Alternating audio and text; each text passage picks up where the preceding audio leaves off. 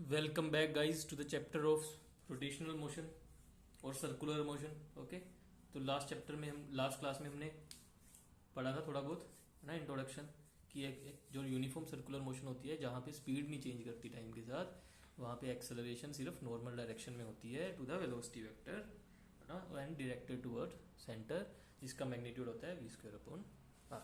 ठीक है, तो अब देखो, अब सर्कुलर पहले जब लीनियर मोशन पढ़ रहे थे है ना, इस डायरेक्शन में या इस डायरेक्शन में, तो रिप्रेजेंट क्या कैसे करते थे? सबसे पहले करते थे डिस्प्लेसमेंट, है ना।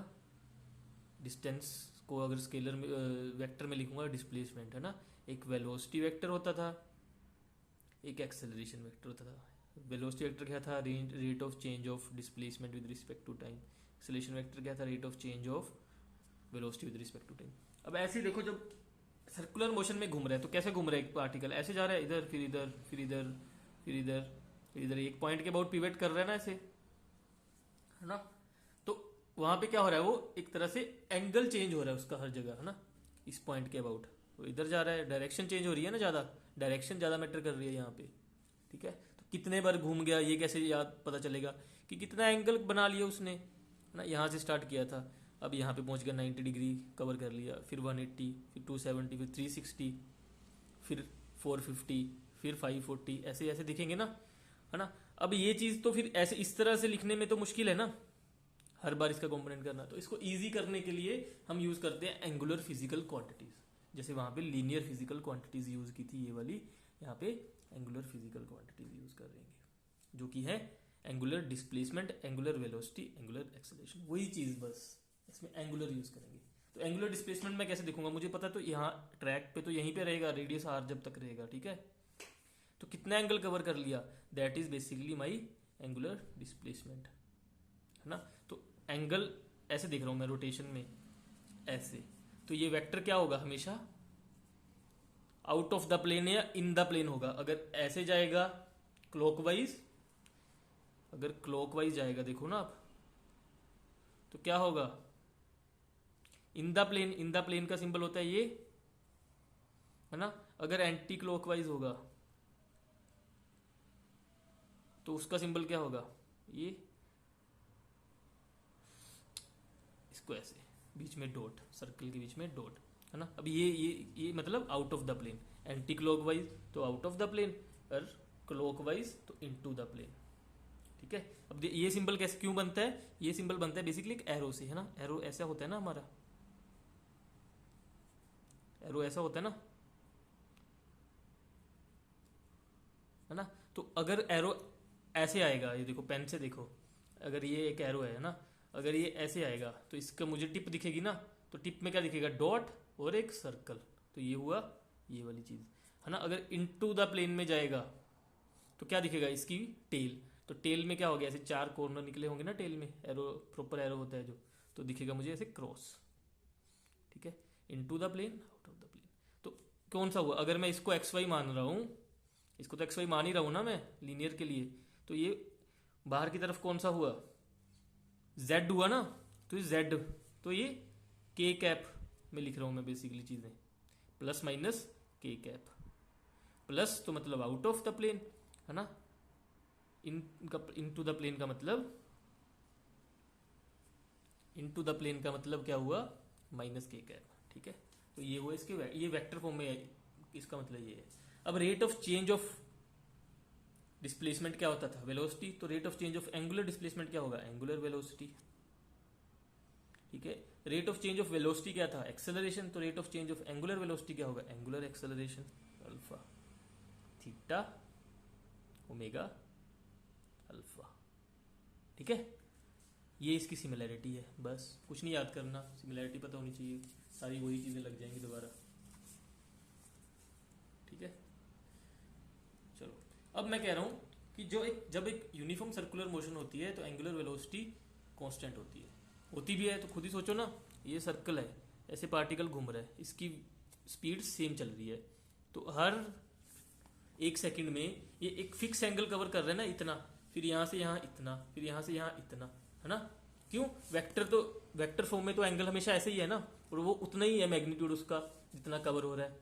तो जब यूनिफॉर्म सर्कुलर मोशन होगी तो एंगुलर वेलोसिटी तो सेम रहेगी ना, उतना ही कवर, उतना ही एंगल पर यूनिट टाइम हो रहा है, उतना ही एंगल पर यूनिट टाइम और आउटर डायरेक्शन में, outside out of the plane direction में, है ना।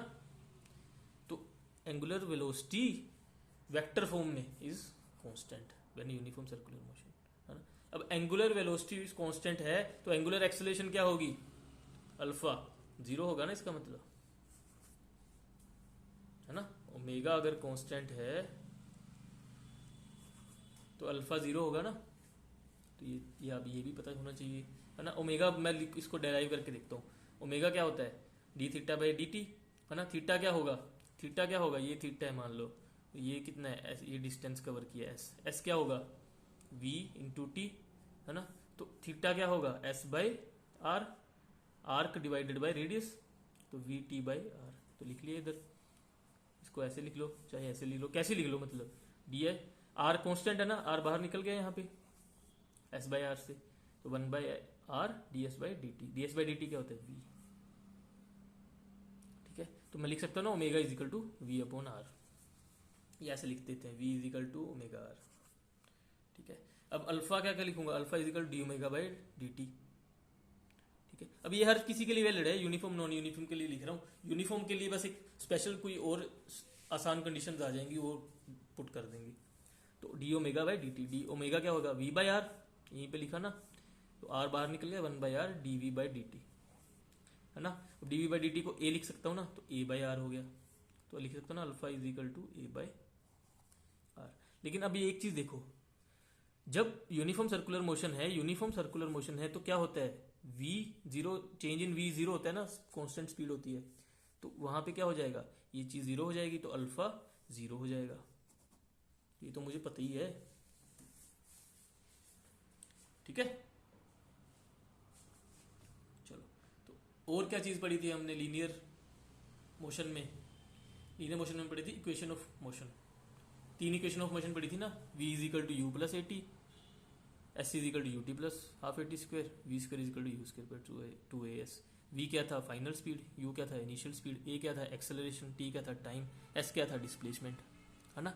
तो यही चीज अब एंगुलर में भी लिख देते हैं, है ना। एंगुलर में मैंने क्या किया था, वी की जगह क्या लिखा था ओमेगा, एस की जगह क्या लिखा था थीटा, और ए की जगह क्या लिखा था अल्फा, तो पुट करो उसमें, है ना। अब u की जगह मैं क्या लिख दूंगा, u, यहाँ पे v और u लिख देता ना स्पीड के लिए, तो यहाँ पे u को लिख दूंगा ओमेगा नोट, जो जीरो टाइम पे था, इनिशियल एंगुलर वेलोसिटी, ठीक है। तो पुट करो इसमें दोबारा, तो ये क्या बन जाएगी पहली equation, omega is equal to omega naught plus alpha T, theta is equal to S की जगह थीटा आ गया, theta is equal to omega naught T plus half alpha T square, और तीसरी equation omega square is equal to omega naught square plus two alpha theta, ठीक है। ये लग जाएंगी इक्वेशन, है ना।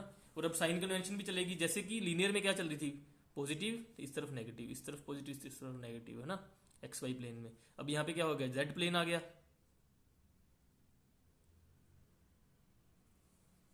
आ गया ना जेड प्लेन, तो यहाँ पे कैसे लिखेंगे इसको, इस तरह लिखेंगे, out of the plane positive, मतलब एंटी क्लॉकवाइज इज पॉजिटिव, इसका सिंबल ये होगा ना, भी बताया क्यों होगा। क्लॉकवाइज क्या होगा, इस तरफ इनटू द प्लेन, तो इसका सिंबल होगा ये, ठीक है। ये छोटी छोटी चीजें हैं, ये बताता नहीं है कोई कि क्यों है ये, ना, तो कंफ्यूजन हमेशा रहती है इस पे, ठीक है। चलो, अब ए नेट को मैं लिख लेता हूँ, शुरू में पढ़ा था ना सबसे पहले चैप्टर में, सबसे पहले लेक्चर में, ठीक है। ए नेट को कैसे कैसे लिख सकता हूँ, A N plus A T लिख सकता हूँ ना, जब ये सर्कुलर मोशन है ना, एक एक्सेलरेशन ऐसे होगी, एक एक्सेलरेशन ऐसे होगी, इसको बोलते हैं ए एन, इसको बोलते हैं ए टी, है ना। तो ये म्यूचुअली परपेंडिकुलर है ना एक दूसरे से, तो ये रेक्टेंगुलर कंपोनेंट्स है ना एक दूसरे के, तो एक दूसरे को अफेक्ट नहीं करते, है ना। अब देखो, अगर यूनिफॉर्म सर्कुलर मोशन है तो ये हो जाएगा, क्यों जीरो हो जाएगा ना, क्योंकि delta we change in speed zero है ना। और ये तो कभी भी जीरो नहीं होगा, मैंने बताया, ये तो हमेशा रहेगा, क्योंकि वेलोसिटी की डायरेक्शन तो चेंज होएगी ना, ये डायरेक्शन की वजह से है ना। ए एन क्या है, A N is due to change in direction of the body, है ना, to maintain the circular path में तो डायरेक्शन तो हर पॉइंट पे चेंज होगी ना। और ए टी क्या है, this is basically due to change in speed, change in magnitude of velocity, variable और नॉन यूनिफॉर्म स्पीड। ठीक है, तो ए नेट को मैग्नीट्यूड कैसे लिख सकता हूं मैं, A N square plus A T square का रूट। तो पता ही है मुझे दो रेक्टेंगुलर कंपोनेंट्स का मैग्नीट्यूड कैसे लिखते हैं एक साथ, है ना। तो ए नेट को सीधा सीधा लिख दूं अगर ये, तो इसमें सारा कुछ आ गया ना, वी में चेंज, वी वेक्टर में चेंज, है ना। वी वेक्टर में तो दोनों चीजें आ गई ना, मैग्नीट्यूड प्लस डायरेक्शन, है ना। तो ये दोनों चीजें कवर कर देगा, A N B A T B. ठीक है, चलो फिर नेक्स्ट क्लास में मिलते हैं, एग्जांपल्स देखते हैं, केसेस देखते हैं अलग अलग।